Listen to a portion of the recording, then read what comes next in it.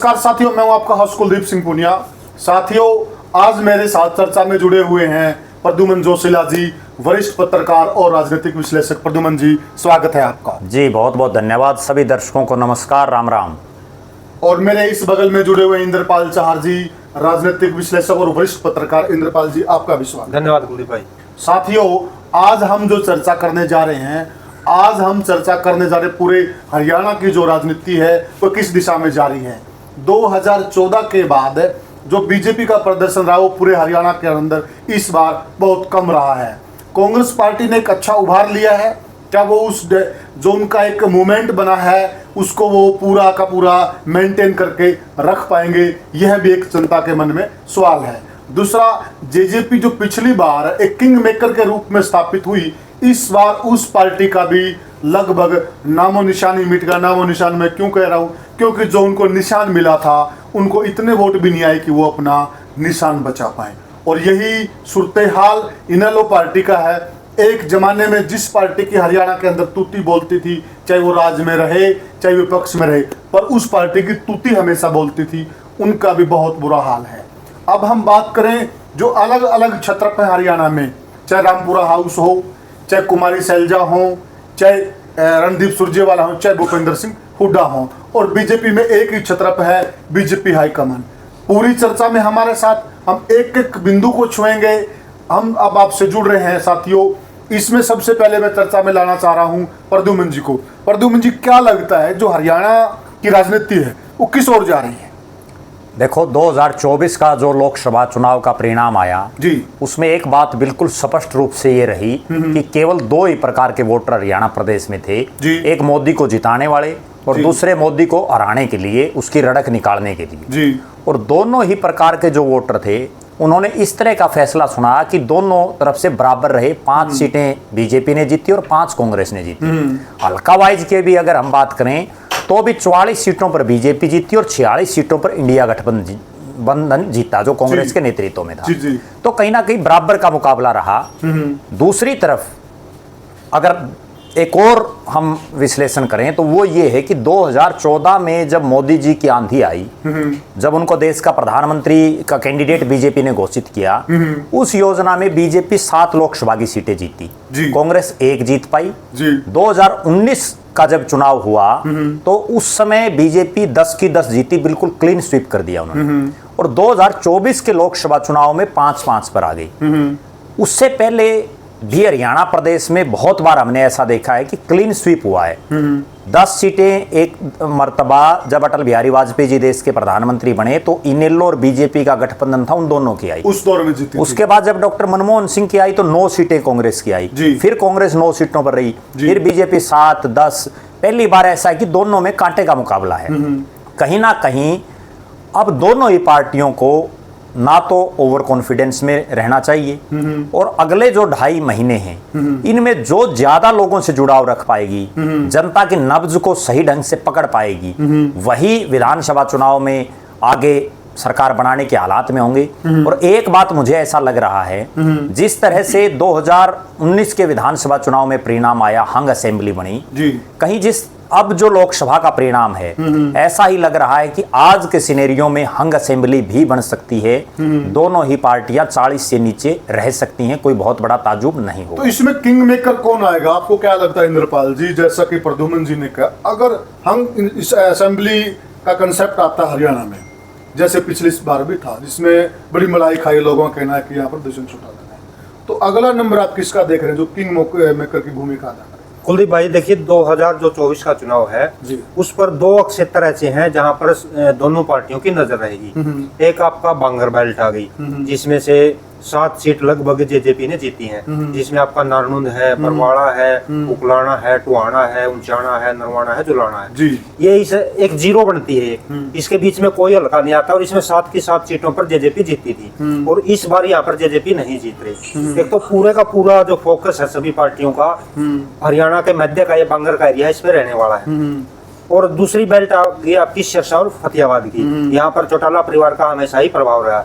जिस प्रकार से कुमारी सैलजा ने 9 के 9 विधानसभा क्षेत्रों में लीड ली है, तो कांग्रेस का मुझे लगता है कि यहाँ पर अच्छा प्रभाव रहने वाला है। और कुमारी शैलजा का टिकट वितरण में इसे लोकसभा क्षेत्र में प्रभाव रहने वाला है। तो वो किस किस को टिकट दिलवाती हैं और कौन कौन जीत पाते हैं, एक ये अलग मैटर है। दूसरा, पिछले एक साल से हरियाणा की राजनीति में कांग्रेस में गुट बन गया था SRK के उसमें से समाप्त हो गई। मुझे ये लगता है कि मीडिया में भी, सोशल मीडिया में भी आगे अगले कुछ दिनों में एक बात चलने वाली है, एक नया गुट बनेगा SRB, कुमारी शैलजा, रणदीप सिंह सुरजेवाला, वीरेंद्र डुमरखा। मतलब जो किरण चौधरी बाहर हुई है गुट से, उसमें चौधरी वीरेंद्र सिंह डुमरखा आ जाएंगे, यानी के की जगह बी आ जाएगी। बी आ जाएगी। और जो ये बी आएगी, किरण चौधरी मतलब जो बागड़ का एरिया है भिवानी का, उसका प्रतिनिधित्व करती थी। लेकिन ये जो नया गुट बनेगा, ये पूरे का पूरा बंगर को प्रभावित करेगा, क्योंकि कुमारी शैलजा उकलाना क्षेत्र से हैं, रणदीप सिंह सुरजेवाला कैथल और किलैत को प्रभावित करते हैं, जींद में भी अच्छा प्रभाव है, और वीरेंद्र सिंह डुमरखा ऊंचाना से आ गए। तो जो नया गुट बनेगा SRB, ये पूरे का पूरा बंगर को प्रभावित करेगा। और इसमें क्या प्रभाव रहेगा देखने वाली बात। इसमें हम यह भी कह सकते हैं कि जो हरियाणा को जोन वाइज बांटा जाता, जो पुराने टाइम में बूढ़े बोलते थे, एक खादर बेल्ट होगी, एक बांगर बेल्ट होगी, एक बागड़ बेल्ट होगी। तो ये लड़ाई एक खादर और बांगर की बन जाएगी क्या? देखो, अभी जो लग रहा है वो मुझे ऐसा लग रहा है कि खादर, बांगर, बागड़ या आहिरवाड़, जिसको हम इग्नोर कर देते हैं, उसका भी एक बहुत बड़ा योगदान है। इनकी बजाय सारा सिस्टम डिपेंडेबल इस चीज पर रहेगा कि टिकट किन को मिलती है। क्योंकि लोकसभा चुनाव एक अलग सीन में था। लोकसभा चुनाव में जिन हर विधानसभा क्षेत्र वाइज जो 5-5, 7-7, 10-10 जो प्रत्याशी थे, उन सभी ने अपने प्रत्याशी लोकसभा के कैंडिडेट को जिताने के लिए प्रयास किया। लेकिन जब विधानसभा चुनाव होंगे तो जो लोग पिछले 4 साल से, 3 साल से, 2 साल से मेहनत कर रहे हैं, खर्चा लगा रहे हैं, लगातार गाड़ी घोड़े अपने दौड़ा रहे हैं, और एंड टाइम पे ऐसा होता है कि कोई नया आदमी आया और वो टिकट ले आता है। जैसे आपको उदाहरण दूं, अब तुसाम में ही है, जहां बीजेपी के नेता पिछले 5 साल से दिन रात एक किए हुए थे टिकट के लिए। अब वहां एकदम से किरण चौधरी ने एंट्री की, और एंट्री करते ही जितने बीजेपी के नेता हैं, उनमें से एक बड़े नेता को, जिसने पिछली बार चुनाव भी लड़ा था और किरण चौधरी को बड़े नाको चने चबाए, शशि रंजन परमार, उन्होंने तो मुख्यमंत्री नायब सिंह सैनी के सामने भरी जनसभा में ये कहा, किरण चौधरी की मौजूदगी में, कि मुख्यमंत्री जी, आप इन नयों के चक्करों में पुराणों को मत भूल जाना, क्योंकि उन सभी को ये भय है। अब मान लीजिए किसी एक आदमी को टिकट मिलनी है, तो बाकी जो 9 लोग हैं या बाकी जो 6, 7, 8 जितने भी हैं, उनको किस तरह से आलाकमान मैनेज कर पाएगा? सबसे बड़ा सवाल यही है। उसी के हिसाब से पूरा चुनाव चलेगा। विधानसभा में एक सीमित क्षेत्र होता है, उसमें मुद्दे जो है गांव के, ग्रामीण क्षेत्र के, जो है जाति के, गोत्र के, गांव के, इस तरह के मुद्दे चलते हैं। जबकि लोकसभा एक बड़े पैमाने पर लड़ा गया। और लोकसभा और विधानसभा में एक और खास बात यह है कि लोकसभा का चुनाव तो सिर्फ कोई मुद्दा था ही नहीं, सिर्फ मोदी को हराना और मोदी को जिताना, 2 ही चीजें थी। अब विधानसभा में अलग अलग सीन होगा। उस लिहाज से किन लोगों को टिकट मिलेगी और कितने लोगों को जिनको टिकट नहीं मिली उनको पार्टी मैनेज करने में कामयाब रह पाएगी, वही जीतेगी। दूसरी बड़ी बात, अगले जो 2 महीने का समय है, हरियाणा प्रदेश में 100 के आसपास ऐसे छोटे बड़े नेता हैं जो हर 5 या 10 साल में पार्टी बदल लेते हैं। और वो नेता ऐसे हैं, वो जिस दल में जाते हैं लगभग उसकी सरकार बन जाती है। अगर उदाहरण के हिसाब से मैं आपको बताऊं, जब चौधरी भजनलाल जी की सरकार थी, उस दौरान बहुत से लोग कांग्रेस छोड़ करके हरियाणा विकास पार्टी में शामिल हो गए, तो चौधरी बंसीलाल जी की सरकार आ गई। चौधरी बंसीलाल जी जब मुख्यमंत्री थे तो बहुत से लोग अविपा को छोड़ के चौटाला की इनेलो में चले गए, इनेलो की सरकार आ गई। उसके बाद बहुत से लोग, जब इनेलो की सरकार थी तो इनेलो को छोड़ करके कांग्रेस की तरफ शिफ्ट हो गए, कांग्रेस की सरकार आ गई। उसके बाद जो जो समय बीतता गया, कांग्रेस में से बहुत से लोग ऐसे थे जो भारतीय जनता पार्टी में चले गए। और 2014 में बीजेपी सिर्फ इसीलिए सत्ता में आई कि कांग्रेस के बड़े नेता, चाहे राव इंद्रजीत हों, चौधरी धर्मवीर सिंह हों, रमेश कौशिक हों, चौधरी वीरेंद्र सिंह डूमरखा हों, ये तमाम जो चेहरे थे, ये कांग्रेस को छोड़ करके और बीजेपी में आ गए। उसके बाद 2019 में जब बीजेपी फिर से थोड़ी कमजोर होनी शुरू हुई, क्योंकि 5 साल का राज हो गया था, तो उन्होंने इनेलो के जो लोग थे, क्योंकि इनेलो एक मजबूत पार्ट था, उसमें इनेलो डिवाइड हो गई, उन एमएलएज को, बड़े नेताओं को अपनी तरफ ले आए और उसके बाद 19 में फिर आ गए। अब अगले जो 2 महीने हैं, इनमें कौन सी पार्टी ज्यादा से ज्यादा नेताओं को अपने साथ जोड़ने में कामयाब होगी, वही सत्ता में आएगी। क्योंकि आज जो कांग्रेस है, अगर जितने नेता आज हैं इन्हीं से सत्ता में आती है तो 2019 में ही आ जाती है। प्रद्युमन जी, इसी सवाल के आपने जो बात की, इसमें एक सवाल ले लेते हैं क्योंकि इस बार एक चीज देखी गई है, जो दल छोड़कर नए नेता आए जी, उनको इस बार जनता ने हराने का काम किया है जी, जिसमें हम जहां बैठे इस क्षेत्र में हम ले लेते हैं जी। रणजीत सिंह चौटाला आजाद उम्मीदवार थे, जी। पहले वो कांग्रेस पार्टी में थे, वो बीजेपी में आए जी। एंड टाइम पे जनता ने उनको हराने का काम किया। जी, अशोक तंवर की हम बात कर लेते हैं, वो उस वक्त आम आदमी पार्टी में थे जी, एन मौके पे बीजेपी ज्वाइन की, इलेक्शन लड़े, जनता ने उनको भी नाको चने चबुआए हैं। जी। अब थोड़ा परिदृश्य बदला है, कहीं जो ये मौसम की तरह जो नेता बदलते हैं, इनको हम बरसाती मेंढक भी कह देते हैं, तो इस बार का जो परिदृश्य है वो कुछ अलग है। इसके देखो जो राजनीति है वो है सूत और कसूत का खेल। जैसा आपने कहा कि नए लोग आ रहे, जी, वो नए लोग जीते भी। नवीन जिंदल 15 मिनट पहले बीजेपी उसने ज्वाइन की जी। और मैं बड़ा हतप्रभ रहा उनके चुनाव को देख के कि जिस आदमी को टिकट डिक्लेयर होने के बाद 1 महीने तक लगभग वो विदेश रहे, वरना तो आदमी की जिस दिन टिकट डिक्लेयर हो जाती है उसके बाद वो हल्के में घुस जाता है, और चुनाव जीतने के बाद भी वो विदेश चले गए। उन्होंने तो चुनाव सिर्फ जो है अपना इस तरह से मैनेज किया कि मात्र 20 या 25 दिन में चुनाव लड़ करके और वो जीत भी गए, जबकि सुशील गुप्ता को सबसे पहले हरियाणा प्रदेश में टिकट डिक्लेयर हुई थी उनकी, और कांग्रेस भी उनके साथ थी, उसके बावजूद वो चुनाव हार गए। दूसरी जो बड़ी बात है, राजनीति में समय, स्थान और परिस्थिति के हिसाब से माहौल बदलता रहता है। ये जो नेता पार्टी बदल करके आते हैं, उनमें हमने बहुत से ऐसे देखे हैं कि वो पार्टी बदलने के बाद ही जीतते हैं। धर्मवीर सिंह का नाम ले लेते, जैसे जयप्रकाश जेपी उसका एक सबसे बड़ा उदाहरण है, जो लगातार जब जब उन्होंने पार्टी बदली तो वो जीतते चले गए, लेकिन एक ही पार्टी से लड़ा तो वो हार गए। अब जाके दोबारा से कांग्रेस में उनका बड़ी मुश्किल से सूत बैठा है।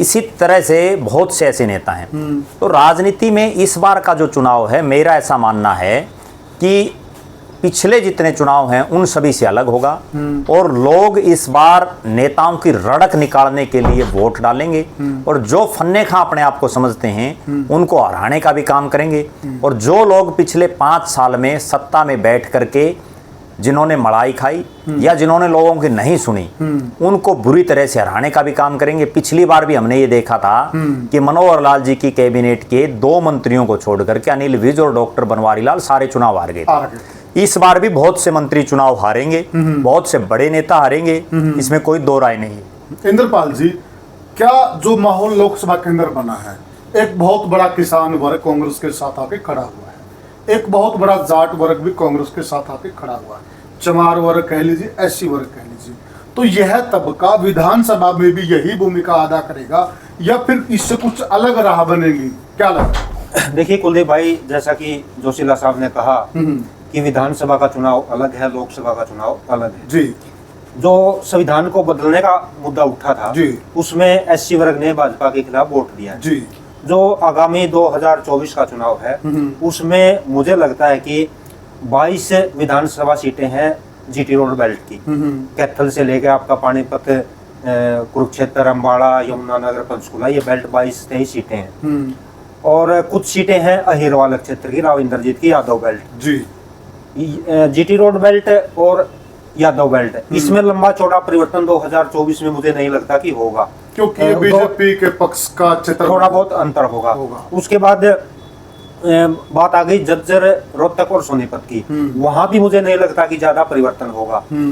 फिर जिस प्रकार से किरण चौधरी ने पाड़ा बदला है, वहां एक महत्वपूर्ण पॉइंट होगा कि हो सकता है कि जिस प्रकार नजदीक लगते हैं रोहतक, सोनीपत, जज्जर, उड्डा का प्रभाव हो सकता है कि भिवानी पर भी हो जाए अगर कुमारी चल रहा वो किरण चौधरी के जाने से जो वहाँ एक जाट नेता की रिक्ता बनी तो है। जो 3 सिस्टम आ गए, GT road belt, Yadav belt और उड्डा की बेल्ट है, रोहतक, सोनीपत, इसमें तो मुझे नहीं लगता कि लंबा चौड़ा परिवर्तन होगा 2019 के मुकाबले। जो सबसे ज्यादा परिवर्तन होगा वो बांगर बेल्ट, जिसमें आपका जींद, हिसार और आपकी सिरसा, फतेहाबाद, बागड़ बेल्ट है भिवानी, इसमें सबसे ज्यादा परिवर्तन होगा। और इन बेल्टों में बांगर और बागड़, इसमें जो भी पार्टी अपना प्रभाव जमाने में कामयाब होगी, अच्छे टिकटार्थियों को टिकट देने में कामयाब होगी, उसी की सरकार मुझे आती हुई दिखाई दे रही है। साथियों, यह हमने चर्चा की जो हरियाणा के मौजूदा हालात हैं वो किस ओर जा रहे हैं, क्योंकि लोगों के मन में बड़ा संशय है कि सरकार किसकी बनेगी। बहुत से लोग दावा कर रहे हैं कि इस बार क्लियर कांग्रेस आएगी, और बहुत से लोग यह भी करते हैं कि हंग असेंबली बनेगी, और बहुतों का यह भी दावा कि नहीं, तीसरी बार बीजेपी रिपीट होगी। लेकिन हमने यहाँ जो चर्चा की है, ये सारी चर्चा हमारे पूरे हरियाणा पे थी, और जो हरियाणा की परिस्थितियां हैं उन पे पूरी चर्चा की थी। बाकी आप जनता जनार्दन, आप भी हमें कमेंट सेक्शन में बताइए आपको क्या लग रहा है, कौन बनेगा हरियाणा का मुख्यमंत्री। जय हिंद।